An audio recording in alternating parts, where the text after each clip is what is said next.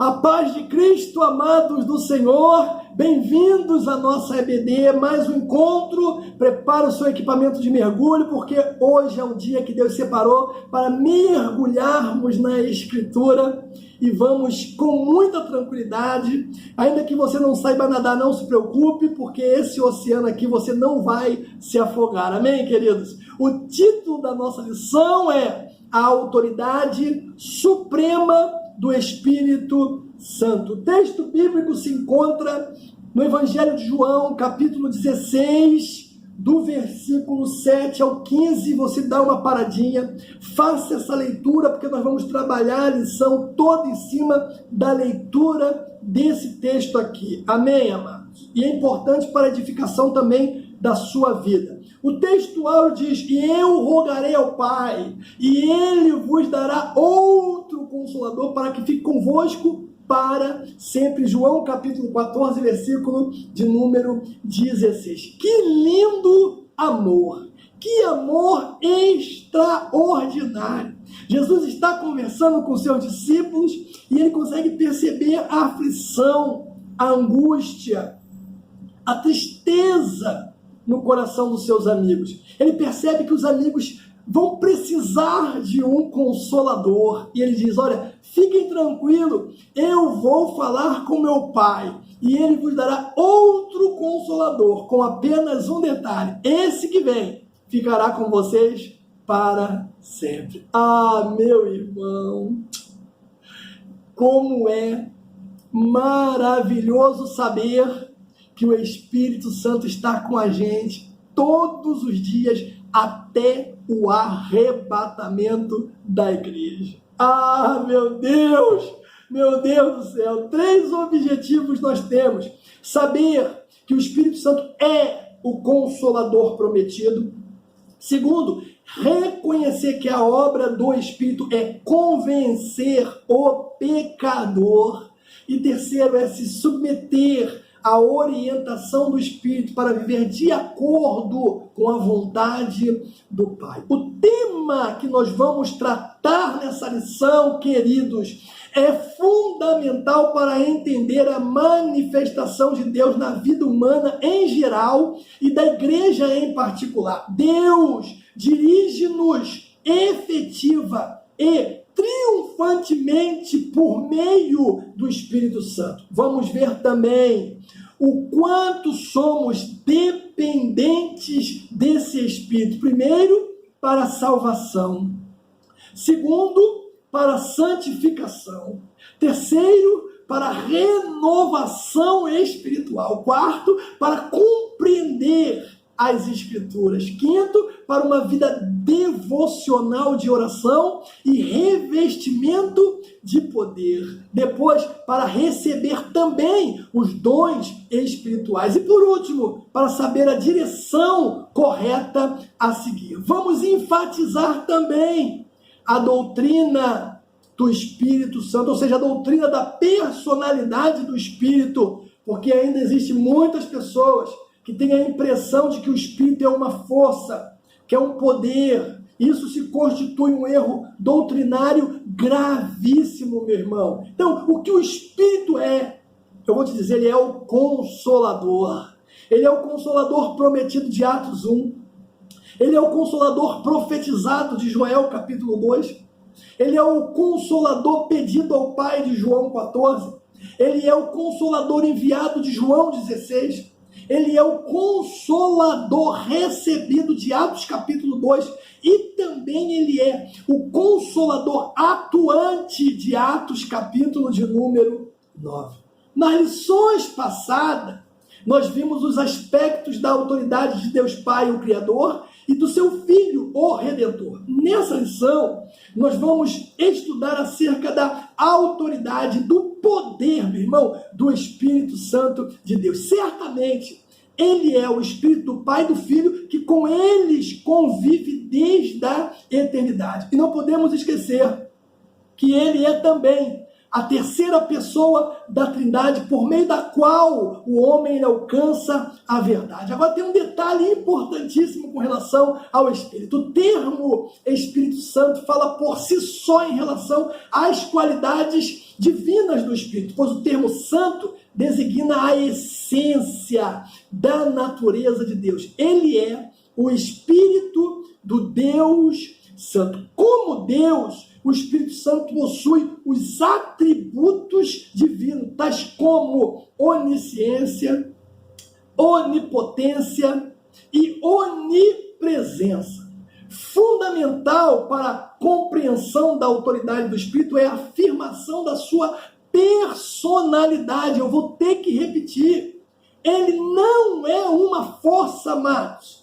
Ele não é uma energia ou emanação da divindade.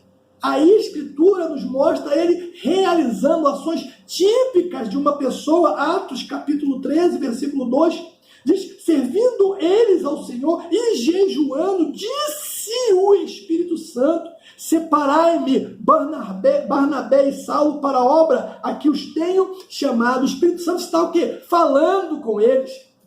A Escritura também vai descrever as suas reações emocionais, primeiro ao ser tentado, Atos capítulo 5, segundo, quando ele é provocado, Isaías 63, e também quando ele é entristecido, Efésios capítulo 4, não vos entristeçais o Espírito Santo de Deus. Ou seja, eu posso entristecer o Espírito, meu irmão. Então, ele não é uma força. Ele não é uma energia. Ele não é a emanação da divindade. O Espírito é o próprio Deus. Aleluia. Então, vamos mais a fundo, vamos mergulhar mais um pouquinho e aprender como se revela a autoridade do Espírito por meio de 4 poderosas ações. Primeiro, dar vida. Segundo, persuadir. Terceiro, consolar e, por último, instruir. Então vamos ver, o Espírito Santo tem autoridade para vivificar. A Bíblia declara que as 3 pessoas da Trindade tiveram parte ativa na criação. O Espírito Santo atua como um magistral vivificador. A vida se manifestou pelo sopro do Espírito, como diz Gênesis capítulo de número 2 e Jó capítulo 33. Por isso, Paulo vai chamá-lo de o Espírito de vida, cuja característica natural, meu irmão, é ser abundante, como diz Apocalipse 22, 17. O Espírito e a noiva dizem, vem. Quem ouve, diga, vem. Quem tem sede, venha. E quem quiser, tome de graça da água da vida. Ei!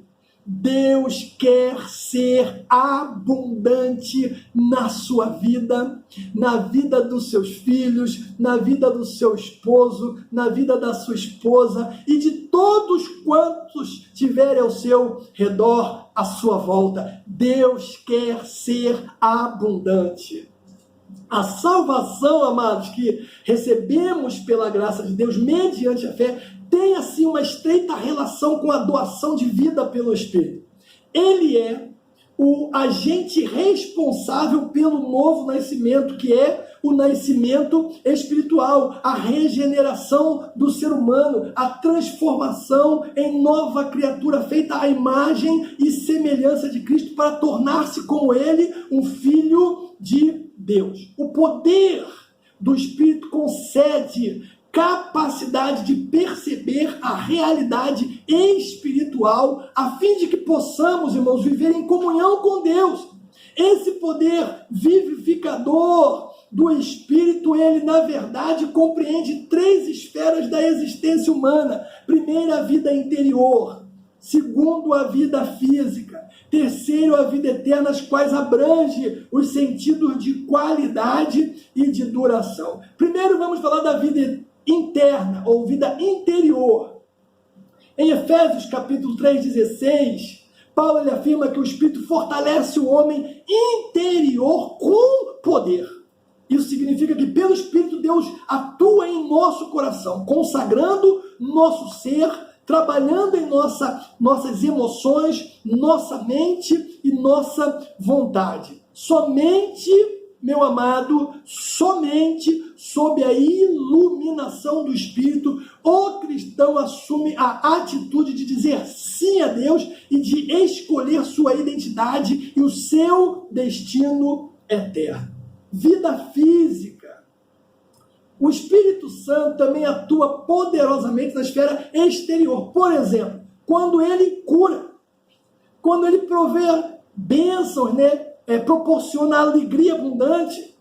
Então, nós devemos orar com confiança de que ele há de atuar em nossa vida, sempre nos animando em meio às nossas dificuldades, como diz o Salmo 27. E também vida eterna. O poder vivificador do Espírito não é temporal, passageiro, graças a Deus por isso, meu irmão, mas tem um valor eterno. Sua atuação conduz-nos à promessa de uma futura vida na eternidade, que é uma recompensa e que também é um dom gratuito de Deus. Agora veja só, que detalhe bacana, os aspectos interior, físico e eterno da vida produzida pelo Espírito Santo ou pela autoridade do Espírito Santo estão presentes na visão também do Vale dos Ossos Secos, Ezequiel 37. Nessa profecia dirigida à nação de Israel, Deus anuncia a restauração miraculosa do seu povo que se cumpre na nova aliança estabelecida pelo Messias. Fôlego ou Espírito Ruach, enviado por Deus aos corpos sem vida, simbolizam o Espírito Santo. O Espírito Santo que traz o quê? Renovação, que traz regeneração e que traz renascimento. Aleluia! Segundo ponto, que é o segundo objetivo da nossa lição, nós vamos ver que o Espírito Santo tem autoridade para convencer. Aleluia!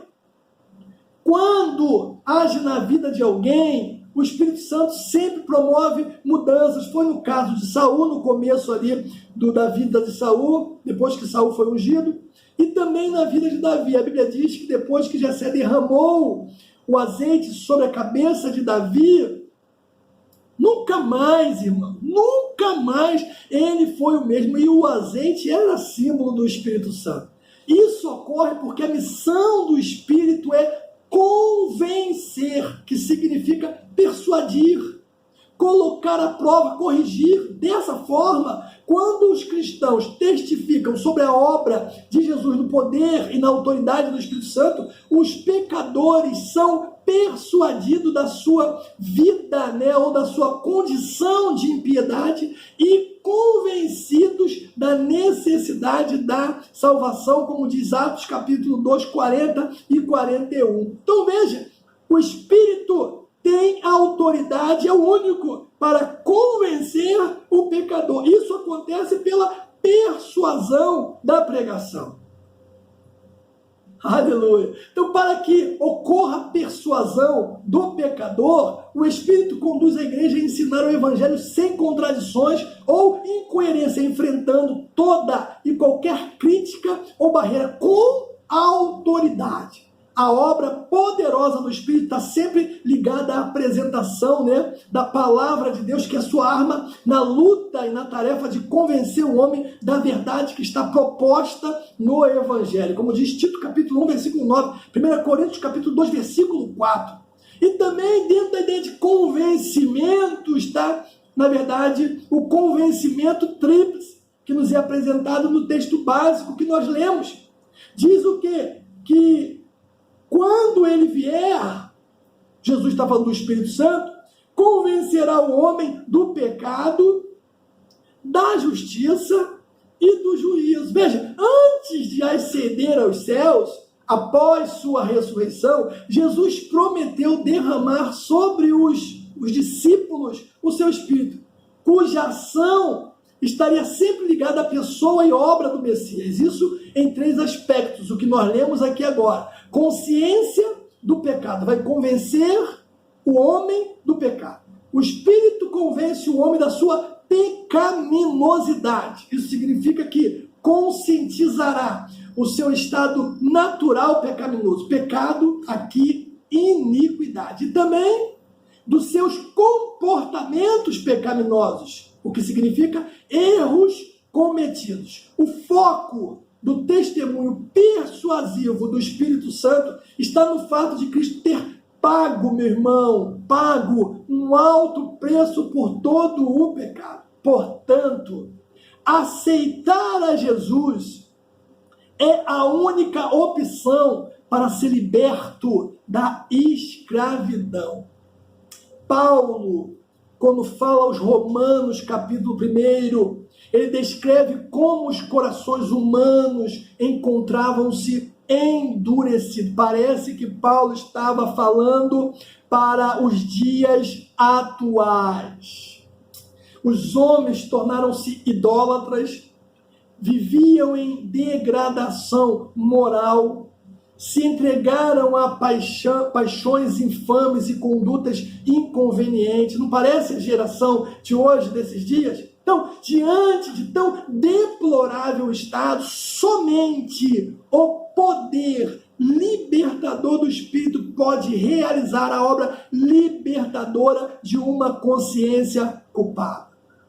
Então, convencer o pecador, depois convence o homem do pecado, da justiça também, diz o texto. Então, o padrão da justiça de Deus, o poder de convencimento que emana do Espírito, anuncia que Cristo tornou-se o padrão de justiça pelo qual todos os homens serão aferidos e por isso precisamos ser justificados. Nesse sentido, a palavra justiça, ela carrega um duplo sentido. Justiça legal e justiça moral, referindo-se tanto às atitudes legais de Deus, que Deus toma para declarar o cristão justificado, como a sua justiça perfeita, que pode ser atribuída apenas a ele, ao próprio Deus, e é requerida como padrão mais elevado de comportamento do ser humano. Então, convencerá o homem do pecado, da justiça e também do juízo. Porque no poder do Espírito, a mensagem cristã denuncia Satanás, o dominador deste mundo. Ele reina no coração daqueles que ainda não foram regenerados. Ele lhe cega o entendimento, como diz Paulo aos Coríntios, capítulo de número 2. Da mesma forma, o Espírito Santo convence, meu irmão, as pessoas do juízo vindouro, quando todos prestarão contas ao Pai. Agora veja só que outro detalhe bacana. O Espírito Santo tem poder para inspirar, consolar e orientar. Na Escritura, a atribuição que ele recebe para cumprir essas funções é de conselheiro, de consolador, ou seja, no grego, parakletos, aquele que está ao lado de, aquele que está assistindo alguém, aquele que está ajudando alguém, aquele que está representando alguém. O poder consolador do Espírito é idêntico ao de Cristo. O pronome outro do grego allos revela que tal atributo em nada difere do de Cristo, uma vez que significa outro como o primeiro. Na verdade, quando Jesus diz outro consolador, ele está falando da grande promessa do Novo Testamento. O Espírito Santo é a grande promessa do Novo Testamento. Enquanto que Jesus foi a grande promessa do Antigo Testamento. Então, se ele quisesse falar de alguém diferente, ele usaria o termo hetero. Então, a autoridade do Espírito é a autoridade de Cristo, que também é a autoridade do Pai. O Espírito, irmão Santo, ele consola de maneira multiforme, falando somente a verdade, administrando graça aos corações por meio da sua atuação onisciente, testificando de Cristo, lembrando as coisas aprendidas ou lidas individualmente ou até mesmo coletivamente. Então, veja que ele tem poder para nos convencer. Só o Espírito Santo pode fazer isso. Por isso que não adianta, né? A nossa função é sempre pregar o Evangelho. Nunca querer convencer as pessoas de nada, porque essa é a tarefa do Espírito Santo. E às vezes nós vamos querer cumprir essa tarefa e acabamos jogando por terra toda uma obra maravilhosa que Deus quer fazer na vida de alguém. Então nunca se esqueça, o Espírito Santo é quem convence o homem do pecado, da justiça e do juízo. E para finalizar nosso terceiro ponto, que é o terceiro objetivo, é falar da autoridade do Espírito, né? Ou seja, que nós devemos a essa autoridade completa e genuína submissão. Ou seja, submissão à autoridade do Espírito hoje. E isso acontece de duas formas. Primeiro, através da transformação necessária e segundo, da fidelidade imprescindível.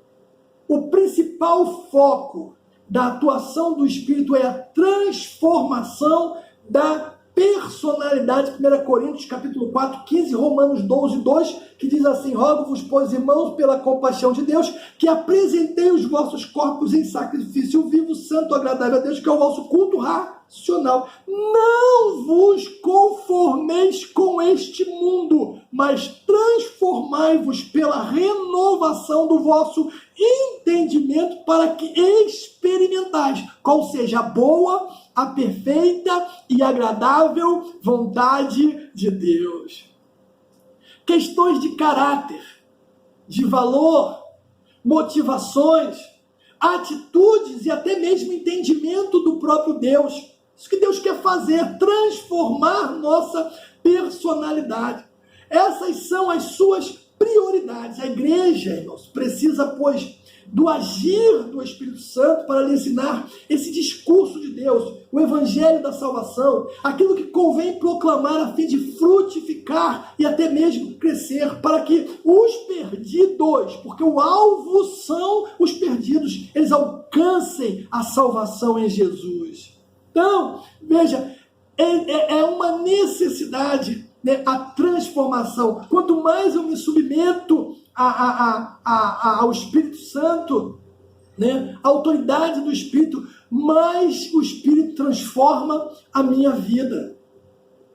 Meu irmão, se submeta a Ele para você ver como você terá os seus vícios jogados por terra, essas mazelas que te acompanham destruídas.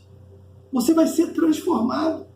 E segundo, pela fidelidade imprescindível. Ou seja, meu irmão, a partir da ação poderosa do Espírito Santo, seremos revestidos da verdade de Deus, que está em constante construção em nosso interior, para que possamos vivê-la de forma integral, como diz a palavra. Para viver a verdade, o cristão deverá manter-se fiel aos estímulos do Espírito de Deus, o educador por excelência, que atua em nós e por nós, em nossas conversas, em nossos discursos, em nossos encontros, em nossos relacionamentos, enfim, ele opera poderosamente através dos processos naturais, porém, de maneira sobrenatural, como diz o Salmo 89, Atos capítulo de número 4. Agora veja, o Espírito Santo atua com poder para dar unidade à igreja, o corpo de Cristo. Estar, meu irmão, não se esqueça disso, estar no mesmo Espírito é seguir o mesmo propósito, estreitar a comunhão com Deus e com os irmãos. Se houver comunhão, o Espírito se manifestará de forma especial para realizar os seus propósitos na vida dos cristãos e por meio deles. As pessoas, né? Ou seja, as pessoas que motivam dissensões e divisões destroem a paz e a unidade da igreja. Mas Deus, Ele é a fonte da paz. Ele esmagará as obras de Satanás através da sabedoria e da obediência dos cristãos. Finalmente, Deus derrotará Satanás e trará paz para toda a igreja do Senhor. Fica essa dica aqui. Então, ele tem autoridade para vivificar, ele tem autoridade para nos convencer e convencer qualquer um, e ele tem autoridade, ou seja, e nós temos que estar submissos a esta autoridade. Eu quero concluir contando um caso. Havia uma população que vivia numa cidade pequena. Essa cidade era cercada por muros muito altos, de forma que quem estava dentro não conseguia ver quem estava fora. Um belo dia, debaixo de uma enorme tempestade, um raio veio e deu na árvore, cortou a árvore e ela ficou estendida, sobre o muro, amparada no muro. Um daqueles moradores subiu, curioso, escalou aquela árvore e ele conseguiu contemplar o que tinha do lado de fora. Ele viu coisa maravilhosa, coisas que ele nunca tinha visto, porque eles não saíam da cidade. Era um lugar muito belo, muitas flores, muitas vegetações, muitos animais andando um ao lado do outro. Ele ficou tão impressionado que ele correu, desceu e avisou os outros. Aí os outros, debaixo de muita curiosidade, quebraram o muro e saíram para nunca mais voltar. Porque o mundo em que eles encontraram era melhor do que aqueles que eles estavam durante muito tempo. Assim concebe a libertação espiritual do cristão. Antes, vivia cercado pelos muros do pecado, sem perceber a beleza da vida que Deus proporcionava ao seu redor. Agora, com a presença gloriosa do Espírito, que é permanente em sua vida para edificar, consolar, purificar e santificar, ele vê o mundo com outros olhos, agora com os olhos da fé. A vida no Espírito constitui-se, portanto, uma empreitada durante toda a vida, meu irmão, com o objetivo de transformarmos a fim de que sejamos o que Deus planejou para nós desde o princípio. Estejamos conscientes da habitação plena do Espírito, o doador da vida e da liberdade que nos foi proporcionada por Cristo. Apresentemos a Ele a nossa melhor resposta, aquela que Deus espera.